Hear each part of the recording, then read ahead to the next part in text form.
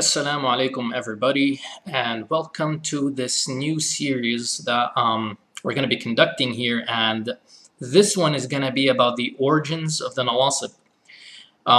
You all probably are watching the previous series, which is about the origins of the Shia, and inshallah you're benefiting from that, and I'll possibly make an extra lecture about the origin of the Shia series, in which case I'll go through all of the comment sections and address any points that were made by whether Sunnis or Shia on that series, any objections, anything that they came up with. But for this series here, the origins of the Nawasib, it's inshallah is going to be very beneficial because people don't know much about Nawasib. Usually the general person, when you hear the word Nasibi, you know, this is something that Shia often use, the word Nasibi, just like they use the word Zionist, just like they use the word Wahhabi. It's a derogatory term. And what they mean by Nasibi is somebody who is an enemy of the family of the Prophet. That's, when they say it, that's what they mean. This is generally online. So we're going to be diving into the more detailed academic portion of this matter. And we're going to see who they are historically, where did they come from, why did they appear. So, of course, when you hear the word family, the word family in Arabic is al, right? So the definition of al generally in Arabic is somebody's folks, somebody's parents, relatives, somebody's people. It's depending on the context, really. For example, in the Quran, when you read Al Fir'aun, okay, it's not talking about his family. It's talking about his people, his folks, his followers, right? However, at the same time, for example, you're reading in a hadith and you read Al Abi Bakr. This is usually talking about the family of Abu Bakr, Siddiq. When Al Muhammad sallallahu alaihi wasallam is used, it usually is referring to his family, right? We'll talk about the different opinions on this. So Ahl, as we said, usually means wife in Arabic. The wife is referred to as Ahl, all right?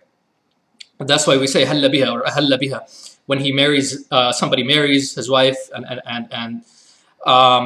but it could also mean tribe. It could also mean relatives, depending on the context. When you say Ahl al-Rajul, it means the wife of a man. If an Arab meets another Arab and he wants to, you know, ask him how is his wife doing, he doesn't say, "Oh, how's your wife?" He says, "How are your Ahl? How are your Ahl?" He refers to it in plural, and this is out of respect. So this is something that Arabs have in Arab culture. So Ahlul Bayt, when you say Ahlul Bayt, this is in English, it's household. It means household, which is a man's family, those who dwell in his house, right? And it includes the servants and everybody. And in some contexts, it could be referring also to paternal relatives of the man. All of it is depending on context, really. So we'll move into our first chapter on this, our first section. And I've taken a lot of notes here, and I've done the research for you guys, so just enjoy the ride. So the first section I have here, and I'm discussing who are Al Muhammad. When we say Al Muhammad, sallallahu alayhi wasallam, who do we mean? There are several opinions. So I have 5 opinions here noted, and we'll walk through them. So the first opinion is that it means a man's wives and descendants only. So only your wives and your children. That's it. It means nothing else. And this is a minority opinion that is held among Sunni Muslims. And they have some evidence for it. We won't bother with the evidence for now. The second opinion, which is also a Sunni opinion, is that Al-Muhammad sallallahu alaihi wasallam encompasses the entire nation and followers of the Prophet. All right? So when you say Allahumma salli ala Muhammadin wa ali Muhammad, they're saying that this is talking about the entire nation who follow Muhammad. All right? This is also a minority opinion, but it is there. And they do have evidences for it, right? Which we will not, again, we will not dive into because otherwise this will be quite a lengthy lecture. As for the Shia, they have their own things, and we're going to be talking about the extremist Shia here. So we start with the third opinion, which is an extremist Shia opinion, usually held by Zaydis, and they're saying that it's popular among Zaydis, is that Ahl al-Muhammad are basically the people of the cloak. Ahl al-Kisa, which is the 5 people that were under the cloak and the famous hadith. So that would make it the Prophet ﷺ and Ali and Fatima and Hassan Hussein. So that's an opinion. A fourth opinion that is also held by extremist Shia, and this one is held by the 12er Shia nowadays. It's the exact same one. They say also Ahlul Kisa, the people of the cloak. However, they add to it 9 from Hussein's descendants. 9 people from Hussein's descendants, which are divinely chosen according to them. Their evidence, again, the Hadith al-Kisa, which is narrated by Aisha, where the Prophet ﷺ took him under the cloak and said, "Oh God, these are my family." So he took Hassan, Hussein, and Ali and Fatima, and this happened when the Prophet ﷺ took a cloak. He was in Aisha's house. He took a cloak and he went out and he went to Salama's house. And then when he was at Salama's house, Fatima came and knocked on the door and brought him some food. And I guess he was hungry at the time, so he was really happy. So he told Fatima, "Call upon your husband and your 2 children." So she brought her husband and her children. And so the Prophet wrapped them in a cloak and he said, "Oh God, these are my family," which he referred to as Ahl. "Oh God, purify them thoroughly." So that's a supplication he made. So they tied down to the verse of Tatir, this hadith, they tied down to Ayat al-Tatir, which is a verse that says, "God only intends to remove uncleanness from you, O household, and purify you thoroughly." They say that this is for them. Now, to discuss this, we say that the Shia opinions are actually the weakest opinion in this regard. And I'll tell you why right now. First of all, the verse that they quoted, Ayat al-Tatir, that God only wishes to remove from you uncleanness, O people of the household.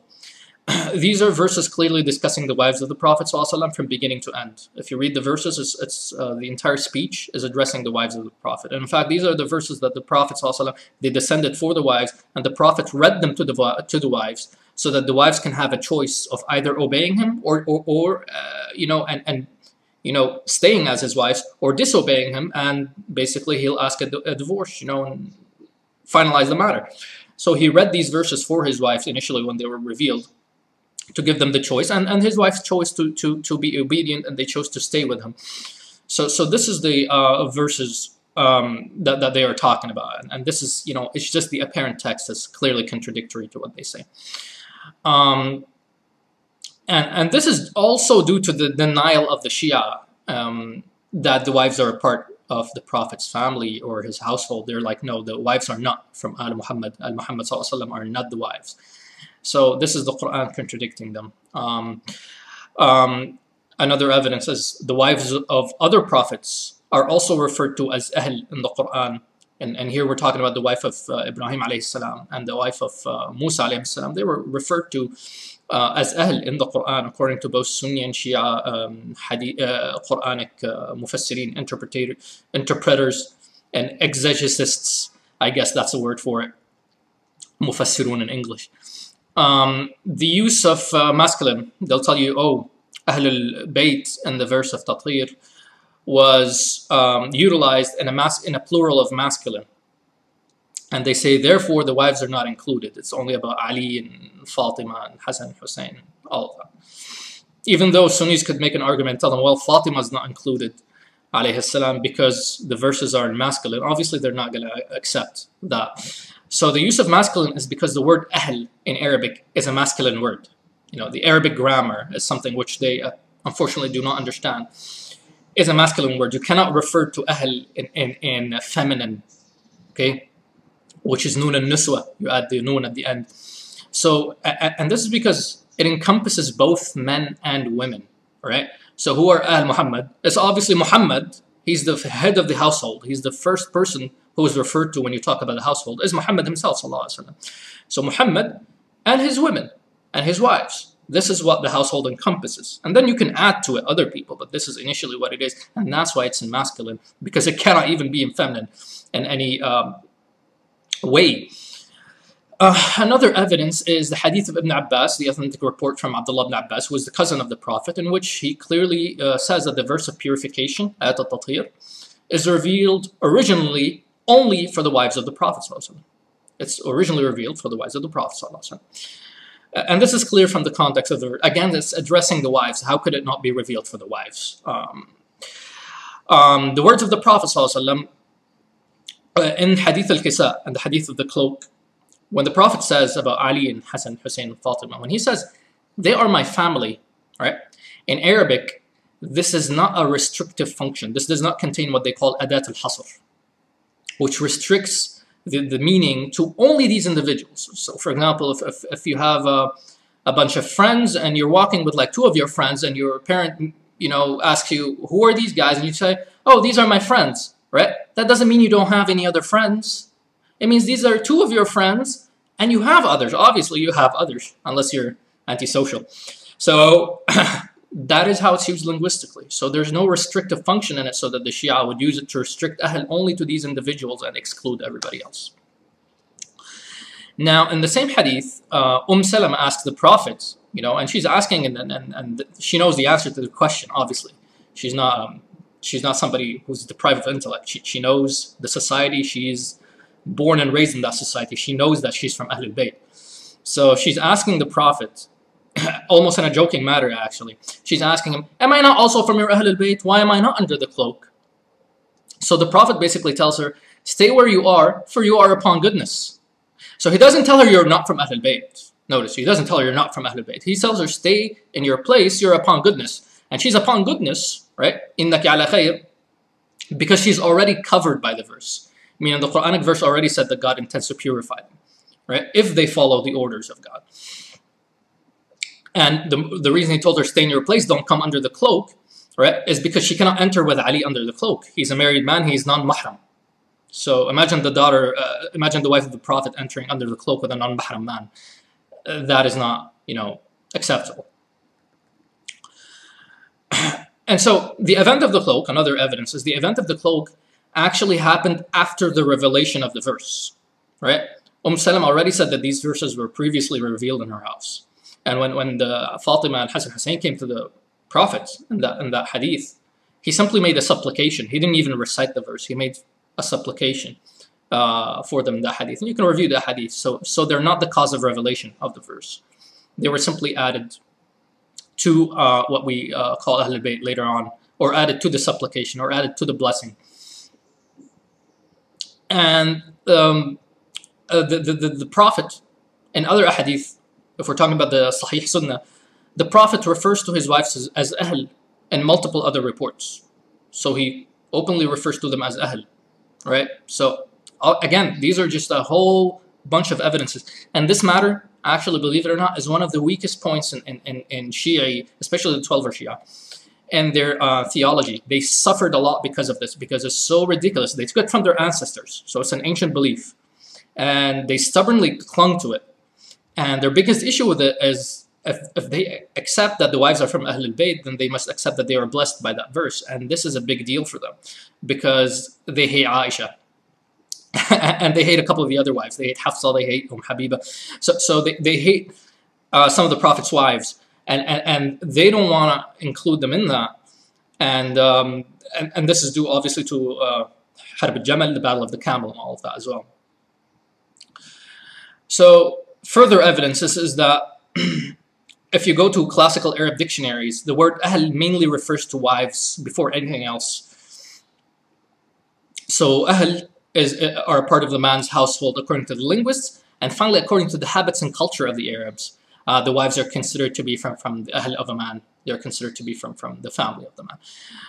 So this is a very solid argument that Ahl Sunnah have because it's common sense and because it agrees with the culture, with the history, with the language, with other Quranic verses, with the Sunnah of the Prophet. It agrees with everything. The Shia version is problematic and they're stuck with it. And what is even worse is that they say that it covers only 12 individuals, excluding their siblings, excluding their relatives, so it would be like Ja'far al-Sadiq would be from Ahlul Bayt according to them, but his brother's not. How does that work? So it's not common sense. Now, we've listed a bunch of opinions. So what is the correct opinion? The correct opinion now, to conclude, is this fifth opinion. And this is the strongest and most accurate opinion, which states that Ahlul Bayt or Al Muhammad sallallahu alayhi wasallam is his wives, his children, those who are deprived from taking charity from his Muslim paternal relatives, right? Those who are deprived of taking the charity from his Muslim paternal relatives, because he has non-Muslim paternal relatives like his uncle. And these are the families of Abbas, of Ja'far, of Ali, Al-Harith, and Aqil. And this is a majority opinion among Ahlul Sunnah and is backed by, stronger evidence. And some even add Abu Lahab's children.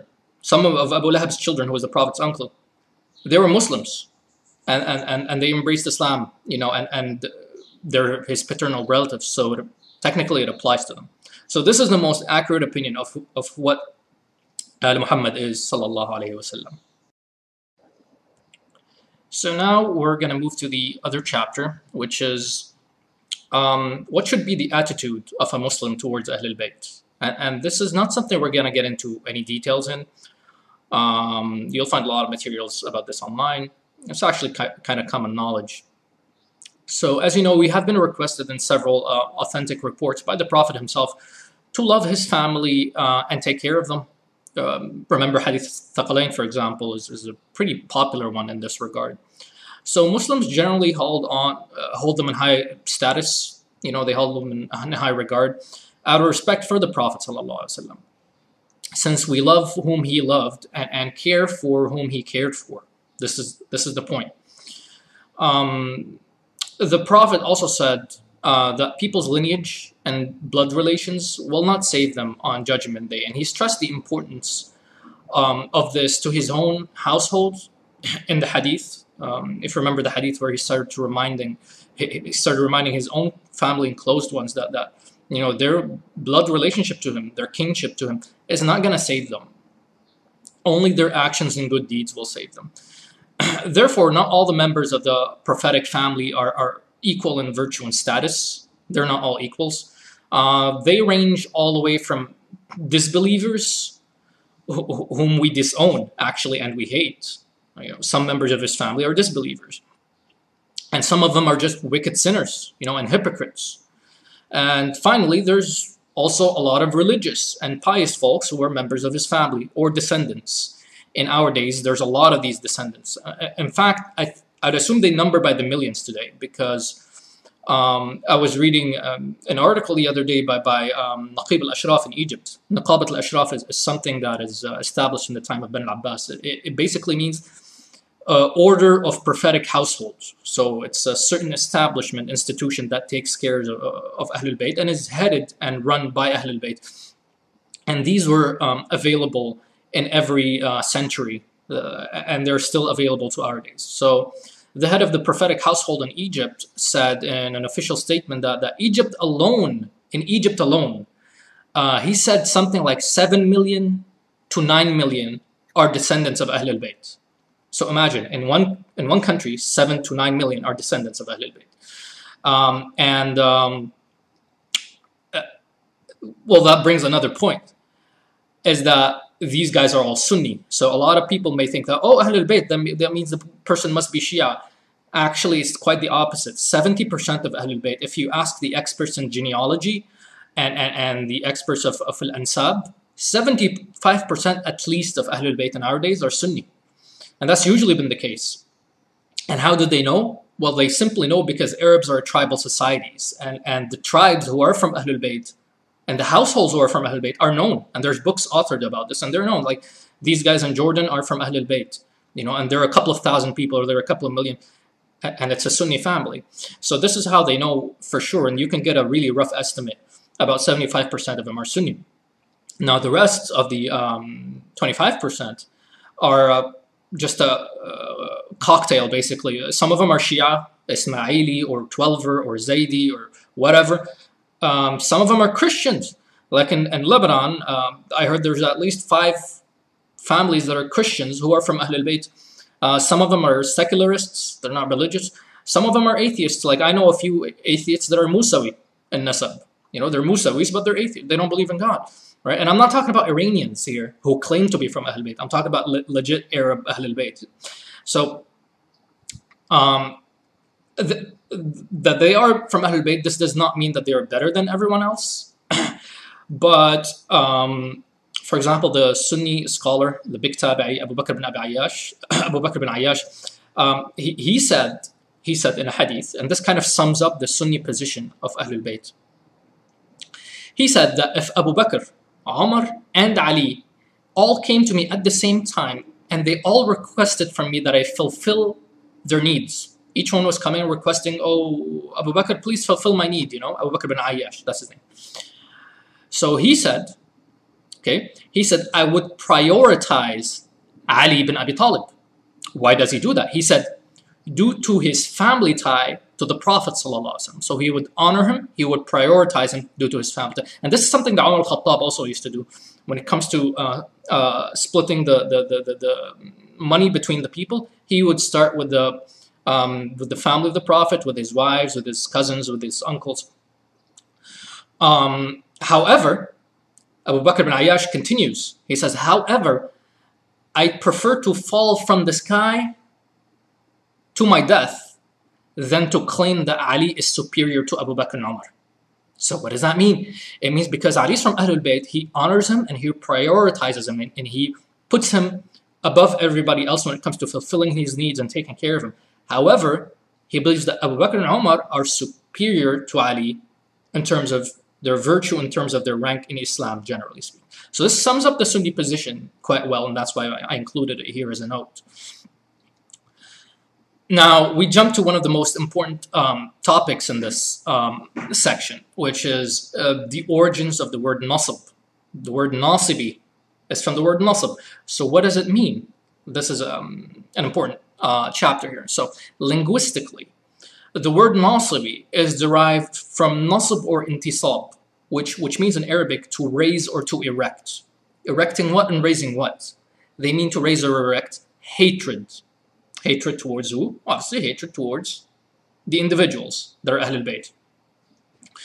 So the term nasibi is actually, it is a later invention that has no basis in the Quran and the Sunnah.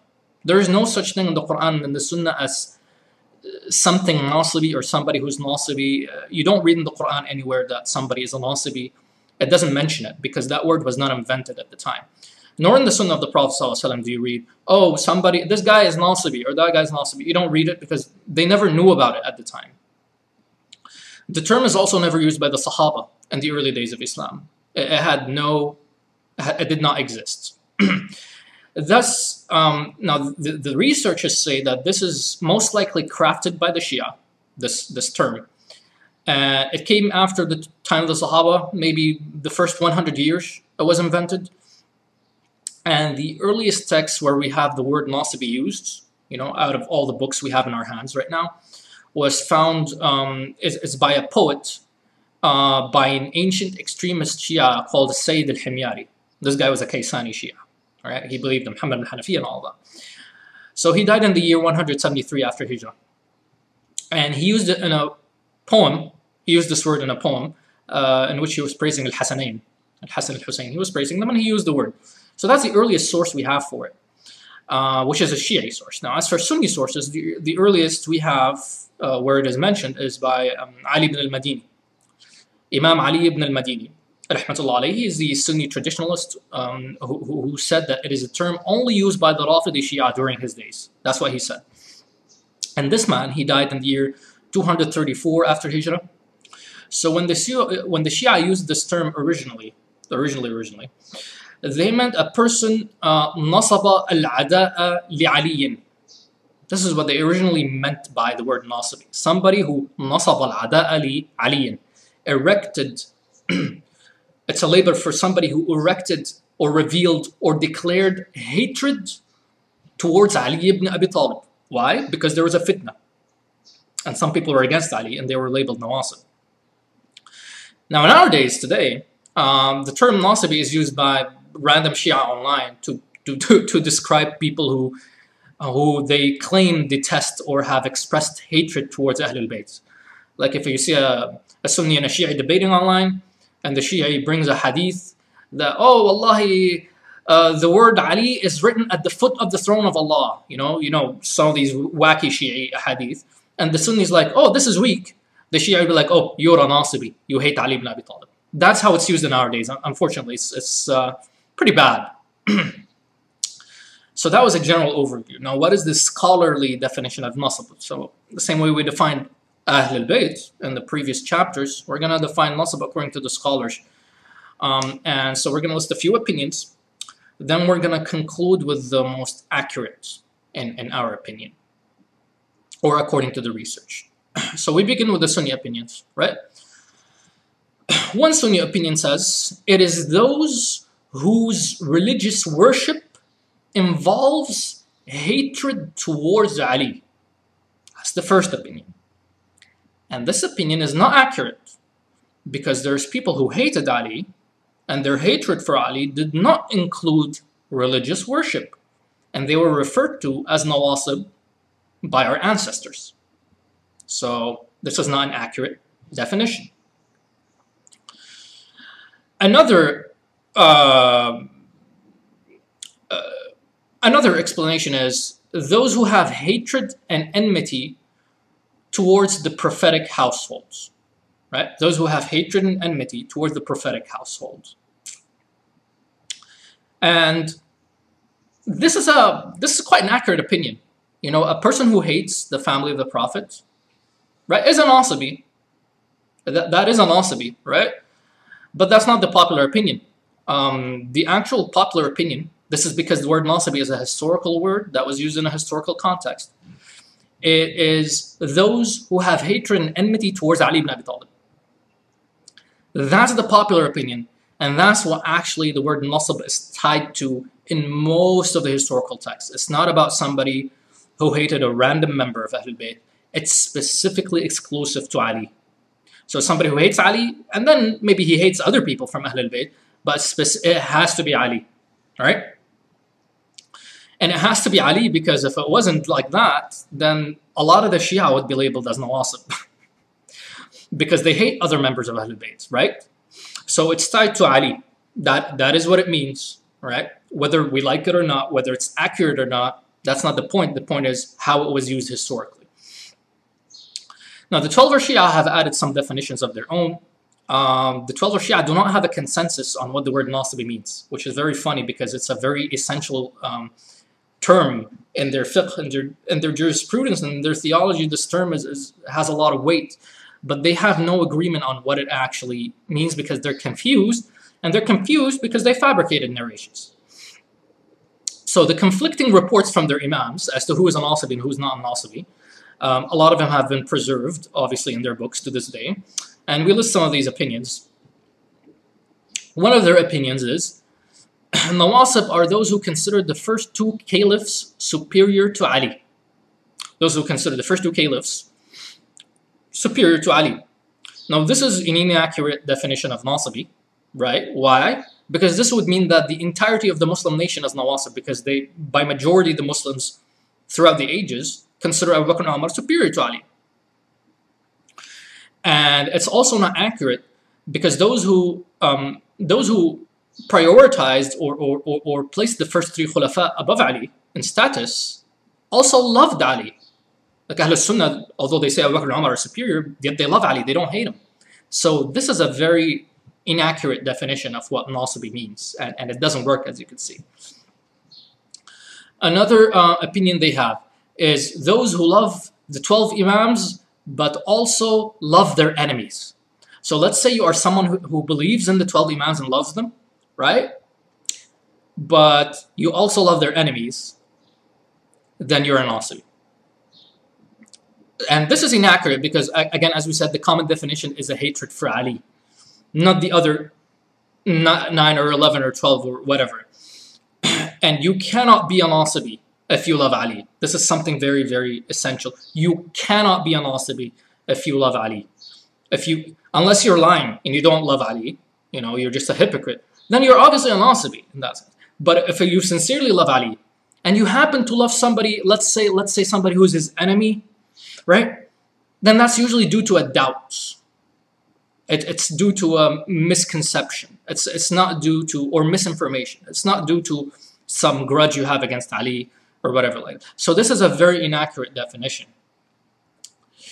One of their other definitions is those who hate the Shia of Ali, right? And they have a hadith in their books. They narrate from their imams that the imam said, you will not find somebody who says openly, oh, I hate the family of the Prophet.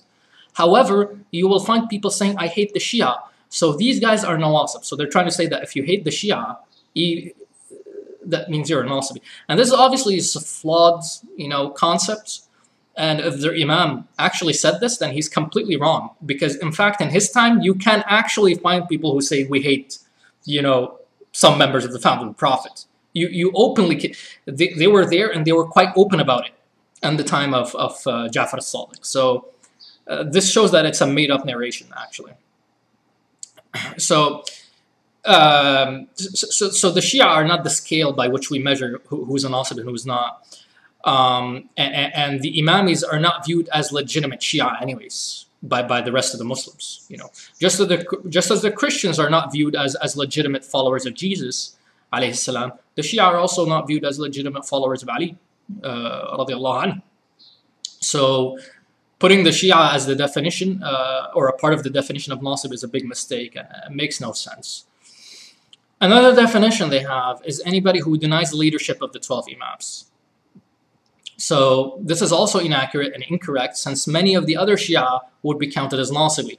The Zaydis and the Ismailis and the Waqifis and the Fatahis and the Nawusis, all of those other Shia sects who love Ali, they are staunch lovers of Ali, staunch lovers and staunch supporters of Ali. They would all become Nawasib according to this definition, right? Because they don't believe in all of the 12 Imams. So this is, again, a very weird, weak interpretation that they're coming up with just to increase or expand, the boundaries of the term Nasibi so that it encompasses more people, which is a very silly plan. And remember, according to the Shia, according to the 12er Shia specifically, the Nasibi is the worst kind of kafir. So if the above conditions were acknowledged, this would oppose the practices of their own Imams, who lived among the Sunnis, right? The Imams of the Shia, right? They lived among the Sunnis. They married into Sunni families. They ate their slaughtered meat. They prayed with them. So they married into them and married into them at the same time, So this would not fit any of the above definitions of the Shia. So the correct definition, the accurate definition of Nasibi historically is somebody who holds hatred against Ali ibn Abi Talib specifically.